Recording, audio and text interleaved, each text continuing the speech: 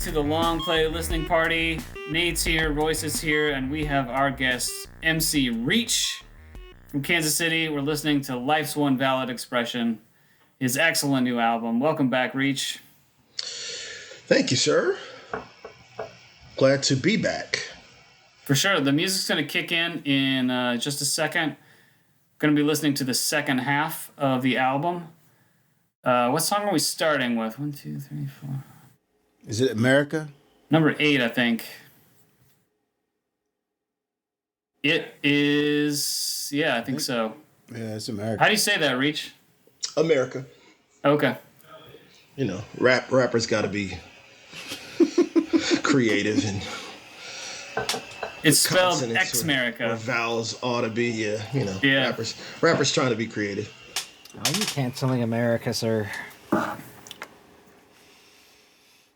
There it is. You know, credit to you. I've never seen it written that way before, and it's a really, catchy way to stylize it. I do like it. Yeah. Partially based on the way that I titled some of the tracks on the beat tape, which came before the album.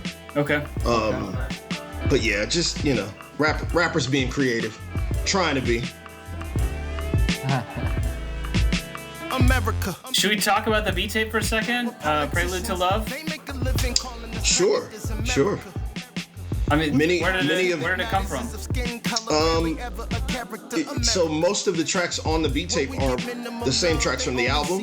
Okay. They are sequenced a little bit differently so that if people listen to both projects, they would get a different feeling from them.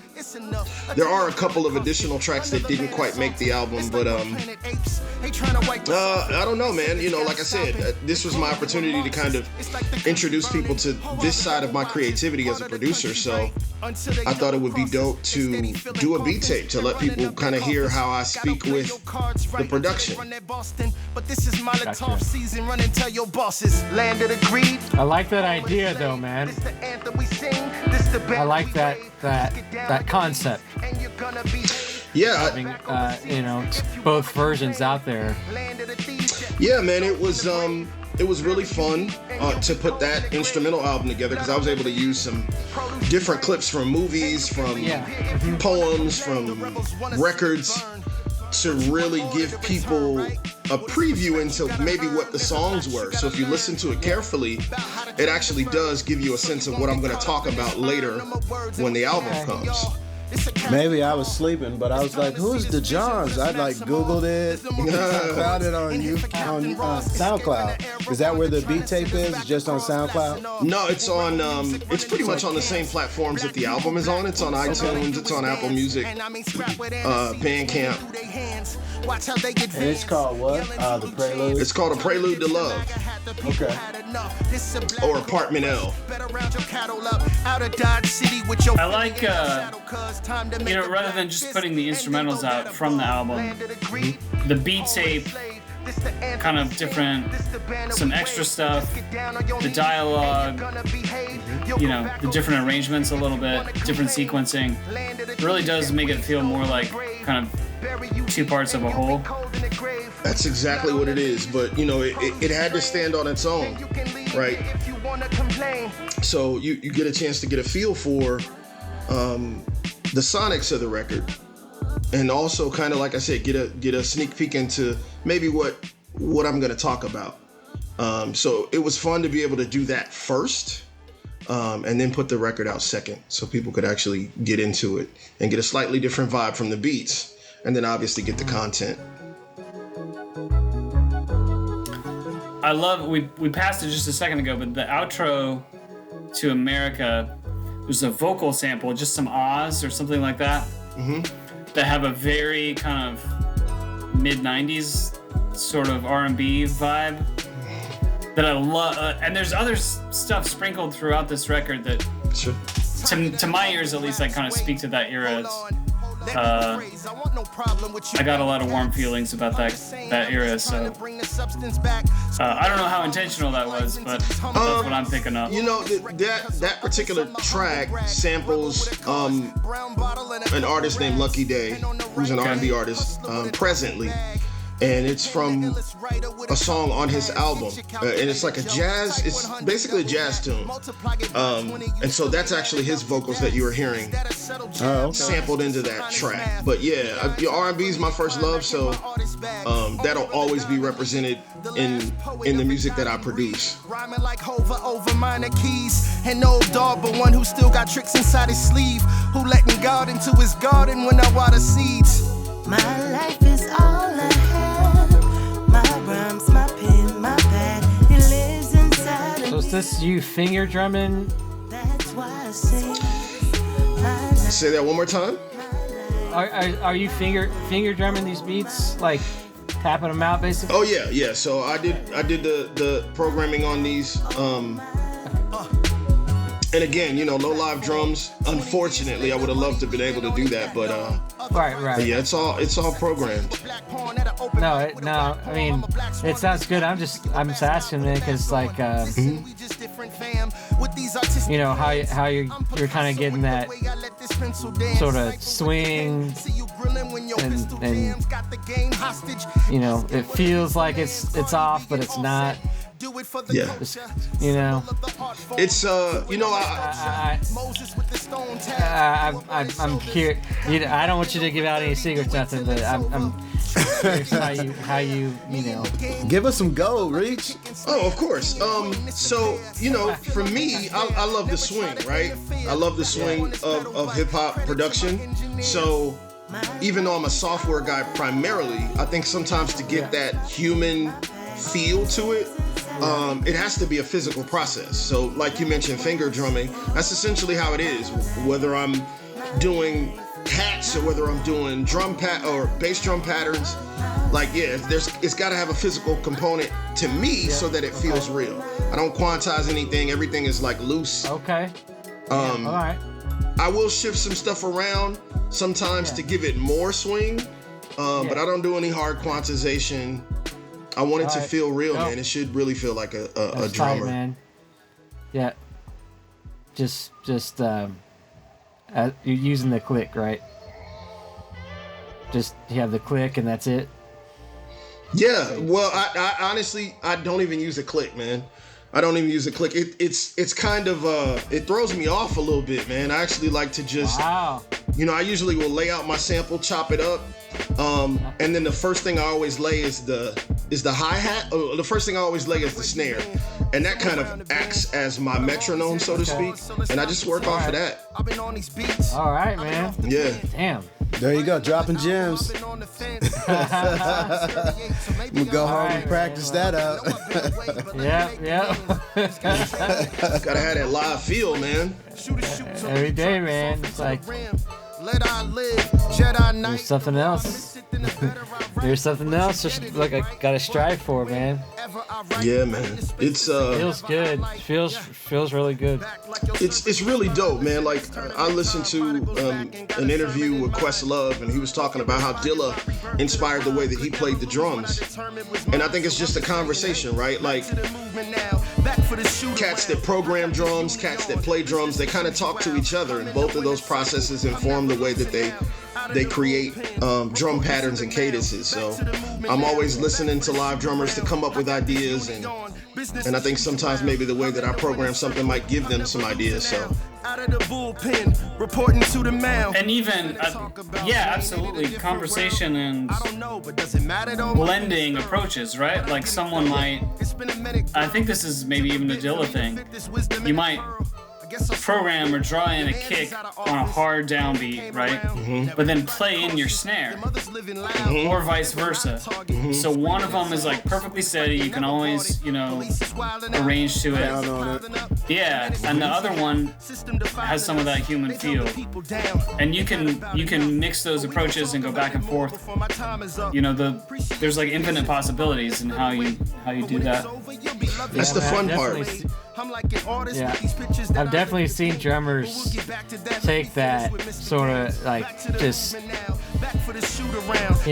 wonky, off kilter type of stuff, man, and play that way, like purposely throw that into what they're doing, man. I think is it Ryan J. Lee that plays for We the People. I think it's him. I don't know, man. He's a Kansas City drummer, man. I think I've seen him do some of that kind of stuff. Yeah, Ryan J. Lee, he's in a band that I played with. We had a band together. And then him, Brad Williams.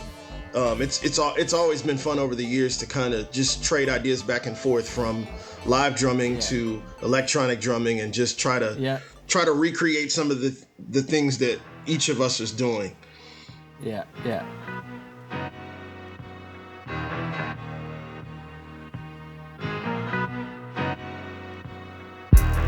This is Hey. This is Black Girl. Black Girl. Yeah, the last one was Hey. This the music I love making. Shout out to the H, we thank you, we love making. Rosa at the front of the bus like enough waiting. Come in caramel, mocha, don't listen, they love hating. Mama, put your runners on, they don't want you running things. Baby girl, gonna dream, go be what you wanna be. Just be sure to do it big, you know like the other beat. Yep, I mean that one. Salute to the mother queen. You can take center stage, baby, if you wanna speak. Make your case, Lady Day. Tell them about them bloody leaves with your king. Miss Coretta, they know they can't come between. Ain't no frontin' on you, woman, they know you a humble beast. Listen, you can overcome, even though you under siege. Underappreciated, but remember that you undefeated. Black is beaming. I don't want to analyze it, but like, for anyone out there who maybe hasn't listened to a lot of hip hop yet or something, this is a great example of where like the kick is pretty much on the downbeat, pretty on the grid. I don't know if there was a grid or not, but like kick is home. And then if you listen to how the snare and the hi-hat in those upper frequencies, don't line up in a perfect way. And the way it's like very tactile and human up in those upper frequencies, and then that kick just always kind of brings you back and keeps you grounded. That's this is a perfect example of what we've been talking about for the last 10 minutes in terms of beat making and drumming and how to play or program drums. Yeah, man, there's so many different ways you can create a kind of tension with your drum programming. You can do it with the hats, you can do it with your snares, you can do it with the drums. And sometimes, there are different processes. Sometimes the bass drum is right on, sometimes it's a little bit more fluid and behind. But that's something I like to play around with when I'm creating. Different ways that I can create swing, different ways I can create movement, different ways that I can create some kind of a push and pull tension.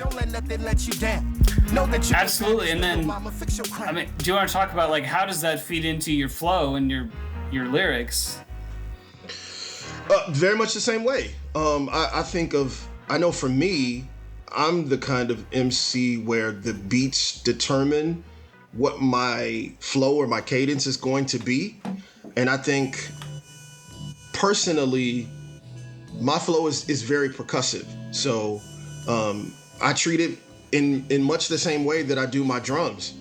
A lot of times I'll create a particular cadence for my drums, and then that will create its own pattern or sequence for the way that I rhyme over it. Yeah, I got a couple neighbors, and most of them are black, but there's a couple natives and a couple other flavors. I knew some across the border who just want their papers. Some are laborers and others pulling double majors.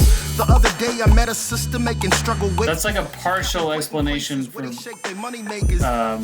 why I'm loving this so much. So I started as a drummer, and so making that connection between the percussiveness of your lyrics and how that's like fitting in almost like another drum in a way.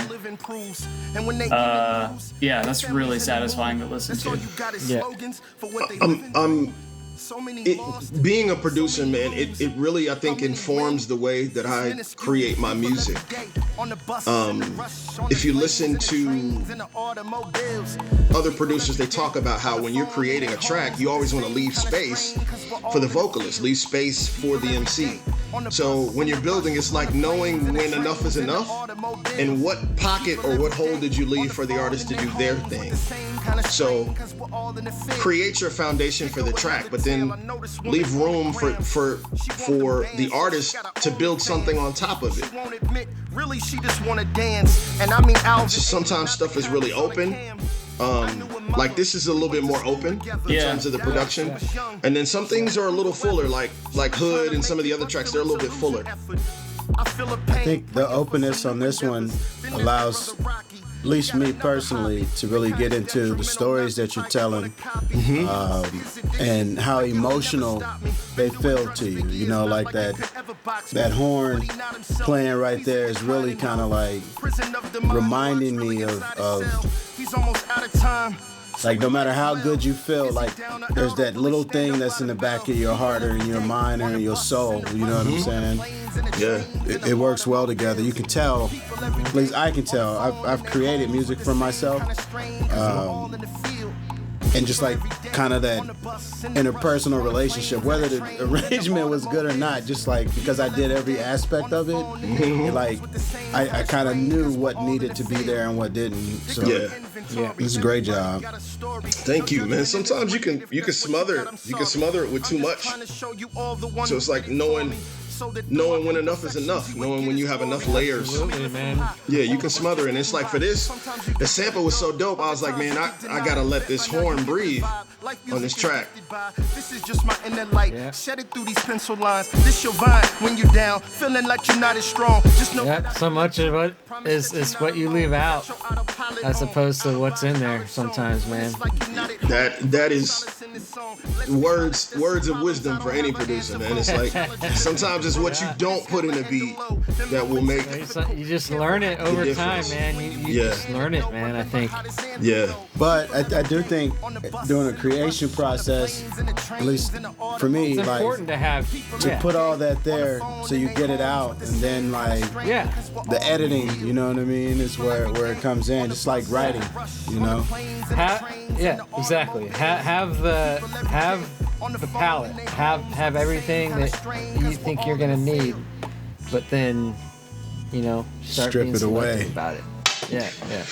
Yeah, I mean, I think that's kind of what I do. I like that Dre style of production where everything is based on layers.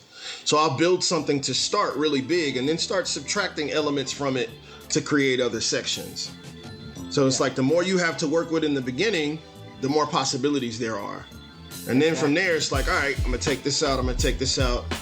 That gets cut, and now I've created a whole different section of the record. Tale of Two Cities? Is that what we're listening to? Tale of Two Cities, yeah. And those two cities are what cities? Kansas City and Kansas City. Now we talking about my neck of the woods. Man. They running game. They want us gone, we want it change. Us, we trying to live, they trying to gain. And even though they say we're equal, we're not the same. Truth is a dividing line, and all they got is violins for all that violent crime. Gentrify us out of sight so that we're out of mind. You'll never flourish with a serpent wrapped around your vine. The people see the cost of living's on the rise. They know that ain't no politicians on their side. All they life, they've been grinding all their life, but you don't know the half of what they like. Yeah, man, those drums are loose. The best, the worst, the last. That's usually kind of the vibe that we're. The serfs, the gift, the curse, the best, the worst, the last, the first, the lords, the serfs, the gift, the curse. Listen, I want these companies to see who they be running off. And all because these One of my favorite lines on the record, it's gone by, 30 seconds ago now or something, but we're trying to live, they're trying to gain. They got all the lights in here, but darkness. Man, there's so much summed up right there. Man, this could probably totally different ways of living. This could probably be a whole show by itself. I live in Midtown, near Westport, so this track is really inspired by like all of the changes that are happening in the city. Just earlier today, I'm on Instagram, and the property management company that owns my building has this image of a poolside at one of their buildings. and they're promoting the company, right, as a place where people want to live. Right. And the thing that tickles me is right underneath in the comment section, one of the guys who lives in one of their properties was like, yo, fix the elevator. And it's like, it's that dichotomy, right, that informs this track. It's like you want to represent a certain thing to social media. You want to create a certain identity for your properties, but it's like the real world living experience and living in one of those buildings. It's like, yeah, right down the street from me, there's a building that they just finished 6 months ago, 8 months ago. Top of the building, they have a rooftop pool. And in my building, the trash chute doesn't work. So it's like, it's that dichotomy that really informs that Tale of Two Cities concept. Fella think he getting grown tonight. I'm in the club, that's when I seen her and I scoped the light. Yeah, she to the left, I'm standing. Yeah, there are a lot of levels to that. I mean, it initially hit me as like values, right? What do you care about? What are you living for? That too. City's very much in flux. A lot of things are changing. And it's like, you know, while they're trying in many ways to make the city more cosmopolitan, more of an attraction to people outside of Kansas City, another part of it is like stealing the soul and what makes Kansas City unique from it. So again, just that dichotomy between this is what we want to create and this is maybe what we're taking away from what we have already. And you really, and I agree with you about this, you really care about Kansas City, and you really care about the people of Kansas City, and you talk about Kansas City a lot. It's a character in your body of work. Yeah, I mean it's home. It's like everything that I am is a byproduct of this city, of the people that live here, of the places here. You know what I mean? And so for that particular track, several years ago, Odyssey and Kevin Brown came to town. Huge Odyssey fan. He does this record where he talks about, it's a record called Gentrification. He talks about the gentrification of DC. And that track was kind of an inspiration for that. I remember he came to town. We did the show at the Peanut. This was at a time where P&L was still being built and a lot of things were changing. People were kind of being moved out of spaces where they'd lived a long time to make way for this build project. And I remember talking to Odyssey outside of the building before the show. He's like, man, what track should I do? And I told him, I said, do Gentrification. I was like, because it really speaks to what's happening in Kansas City right now. And so that track and just the state of the city and things that are happening right now is where that record came from. And if I could get your number, that would be a bonus. So she wrote a number down and then we had a seat. She told me, I remember hearing something about a reach. Said she working in the morning, so she gotta leave. I told So you did all the production on this, but did you have someone else mix it for you? Like mix and master it? Yes, so I did all the beats. All the tracks were mixed and mastered by my homie Brandon Harris. He goes by Be Humble, but yeah, he did all of the mixing and mastering of the record. And you recorded with him too, right? You recorded your vocals with him? Yeah. Recorded, mixed, and mastered. Did the whole thing with him. He did a bang-up job on the whole thing. Couldn't agree more. So she hugged the fella silent and walked away smiling. And 5 minutes later, grabbed the celly and I'm dialing. Hello? Hey, Miss Lady, tell me how you doing. Pardon me being open, but you got me zoning. Can I kick this poem if you got a moment? And if I could get your number, that would be a bonus. Hey, Miss Lady, tell me how you doing. Pardon me being open, but you got me zoning. Can I kick this poem if you got a moment? And if I could get your number, that would be a bonus. Do you think that's maybe the next next step, like in what you want to do, like music wise, and like in terms of? I would say I'm always looking to learn more about mixing, just because I think it helps me with the way that I create. The better I can make things sound. Yeah, certainly. But I don't know that it's really an ambition of mine so much as it is just, you know, what game can I use to help me with making these beats. How to inform, yeah. Yeah, and the better I make it sound, you know, the easier my engineer's job is. Exactly. Yeah. I'ma try to keep my tears off of this microphone. Lord, don't let me down. I'm celebrating life. It's kind of just like you were talking about with production and leaving space, right? Like once you've been through that process and worked through it and know what you're gonna need in the second and third and fourth step, like Nate said, it informs what you're doing in the moment and makes it that much easier to reach the goal. Absolutely. Yo, this. Don't know how a fella kept his smile. I was just gonna say this track itself, man. Don't know how I kept the curses in my that low end, that thump. Do you want to speak to your lyrics on this track? And if you don't, that's fine. But... Yeah, no, sure. This record originally, well, let me start with the beat. So originally when I did this beat, it was just a period of time when I was doing a couple of Dilla tributes. So I took a couple of, probably two of Dilla's more popular samples. This one, which is a Stan Getz record, and then one other one, which is a Singers Unlimited record. But for this one, it was just a tribute. That's how it started.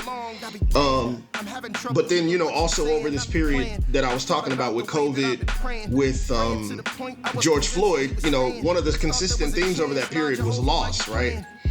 And so we lost a couple of artists here in the Kansas City scene that I wanted to pay tribute to, and I lost my older brother late last year. So sorry to hear that. I appreciate it. So you know, it ended up becoming a tribute not only to Dilla, but just also to some of the other people that are meaningful in my life.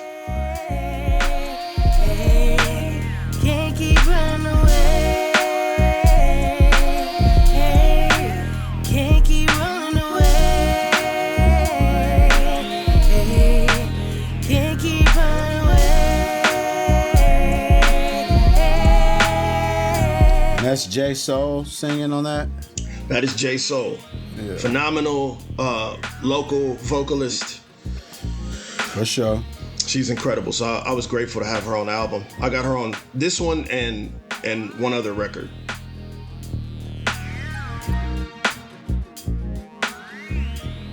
Yeah, on My Life, and then. Yes, she's also on My Life. Because you put one out.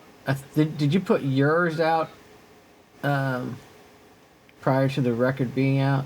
Yeah, yours was the first single to drop. Yeah. A vocalist named Kayla Starks was on that one. She's from Dallas. Well, she lives in Dallas. She's originally from San Antonio. Okay. All right. So where can people hang out with Reach? Man, I'm on social media, man. Pretty much on everything is MC Reach. MC spelled out EMCEE Reach. So I had a question for you. Sure. In one of the tracks, I don't remember which one it was. Mm-hmm.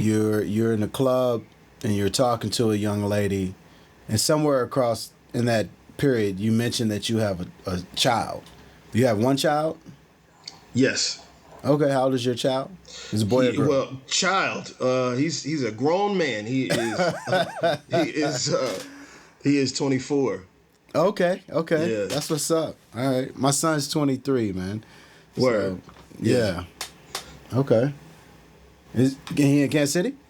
Yes. Yeah, he lives in Grandview. Nice. Okay. Nice. That was it. I didn't have any that was it. Word. No deep thoughts about that? No deep thoughts. I was just curious. He's in the father club. The thing is, once Royce knows you're in the father club or you want to be in the father club like I do, the thoughts, they start to emerge, and it's really great. But there, you know, it takes in the days and weeks to come, you know, you might get some additional thoughts, some wisdom. For sure. And this is all a very good thing. For sure. That's what's up, man. So 97, right? Like he was born 97? 97, yeah. Yeah, okay. Yeah. Dang. All right. Man. I know, right? Grown man.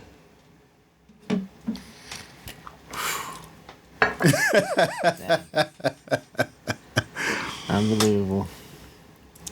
Well, what a great record, man. Thank you, man. Yeah, I man. appreciate it. Thank you for coming on and talking about it, dude. Yeah, man. Yeah, That man. was good. It was a blast, man. It went by fast. It did go by fast. Yeah, man. Yeah. Well, we were talking about that earlier, just kind of how, like, I've listened to it a couple times, and it always seems like it just doesn't It goes last by as long as it is. It doesn't feel like 16, 17 songs. You know what I'm saying? It's a time machine. Right. Yeah, it's a time machine. Yeah, for sure. Which is good, right? Because if you start looking Yes. like, man, how many tracks are left on this thing? Yeah, no, it's huge. It's so. Yeah. And these days, I mean, even a 10-song albums is like a full out. Like, that's a thing now. If you made 10 songs and put them out, that's like notable. So, to do a big one like this and have it feel easy and just you can either you can go deep on it, you can let it flow, and have it work on both those levels. It's a huge accomplishment. Yeah, man. Thank you, It speaks man. to production and sonically, like how it, how you can listen to it for that long. Like that says something, man. And that's a lot of work, man. Making all the music, writing all the lyrics, performing the lyrics. You know what I mean? Like that's a lot of work. And you did that in 4 months. Like that's impressive. That's very impressive. Thank you, man. For me, I started producing for myself because I just got tired of waiting on other cats. I hear you. So, you know what I mean? It's like if something doesn't get done now, it's my fault and nobody else's. So I can live with that. I hear you. How does it feel, Reach? I mean, you've lived with it now for a couple months. Looking back, and how does it strike you now? This is the first time I've listened to it in a few weeks. I kind of, Oh wow.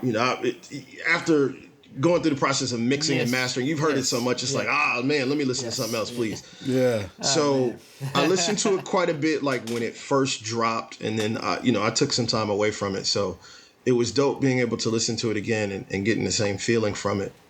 I'm a big movie guy, and I think sequencing an album is as important as how you pace a film. It's like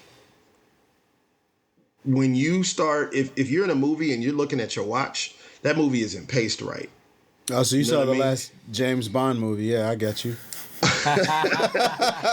If you start looking at your watch, it's like that movie's not paced right. And so I think the same thing is true about an album. You start kind of looking, how many more tracks are left? And it's like, you didn't sequence that album right. So Yeah, you like, does he think he's Earth, Wind, and Fire? What's going on here? yeah, it's like, man, how many songs are left on this thing, man? It's like something went wrong. So you've got to create it in a way that it moves along quickly, and when it's over, it's like, man, it feels like that went by fast. And there's 15 tracks on here. I'm assuming. I know you said there were more arrangements that you made. Were there other songs that you made? There was like 4 other tracks that got cut. Okay. So yeah, it was 19 originally. Yeah. Dang. Will we get to hear those other 4? I don't know, man. Maybe they're mixed and mastered. They're out there. I might drop the cutting room floor joints at some point. Yeah. Give us the director's cut. Yeah. I vote for it. Yeah. For sure. Hands up right over here, man. I think it'll be informative of what the record is, and also, put that period at the end and tie a ribbon on and be like, yeah, he did the right thing. You know what I mean? Like, Yeah. because I'm sure, just like when you're programming, those songs influence what you did with the record. It would be nice to hear them. Yeah, man. I feel like they didn't quite fit the record as well as the other tracks, and it's always important to me not to put any filler on the record if I can help it. So we just decided to cut them. But I mean, they're all great songs, I think, in their own right. I just don't think it would have been a less cohesive project if I'd included them. But yeah, I mean, they're ready to go. I could drop those tomorrow. So yeah, people will probably hear them. How many albums or releases do you have in your entire catalog? This is 8. This is the 8th. Yeah. The 8th album? It's 7 albums. If you include the beat tape, it's 8 projects. Okay. But yeah, it would be seven Nice. studio recordings. Yeah. And the first one was 2001. Is that what you said? Something. First like one was 2004. First one was 2004. Yeah. Okay, so less than a decade. No, that's a little more than a decade, Royce. Yeah. Almost. I'm sorry. I'm gonna blame that on COVID. Royce wasn't a time machine, some sort of time machine. No, that's what's up. Okay. Yeah. That's good to know, though. There's a body of work out there that we can get, and we can get it everywhere. Everything is everywhere. Yeah, I just re-upped everything on Nice. DSP, so you can get my stuff on. You can stream it on Spotify, Apple Music, iTunes, Amazon. Yeah, pretty much anywhere that you would normally buy records. And you doing any live shows anytime soon? I just did one a couple weeks ago in Lawrence. I don't have anything else on the docket right now, but maybe a few things coming up in January. Okay, just to show that I'm a fanboy. I was at that show he did in Lawrence. You know, just putting that out there. He was in the building for that. Yeah, that was dope, man. That was the OGs getting together again. So that one felt like a reunion. It did, really. Yeah. All right. Very cool. Did we miss anything, Reach? No, man, I don't think so. It's been very thorough. All right. Well, we talked about everywhere you can listen to the album. We'll put links and everything in the description. It's so good. I've said it 1,000 times, but it's so good. Reach, thanks for coming on. Yeah. It's been great. I appreciate it. Thank you, fellas, for having me. I appreciate it. Yeah, absolutely. It's a pleasure. Outstanding. It's been the Long Play Listening Party. We will be back at you, listeners, with our best music of the year. Special party line episode next week, hopefully. So see you then. See what we think. Later, everybody. Peace.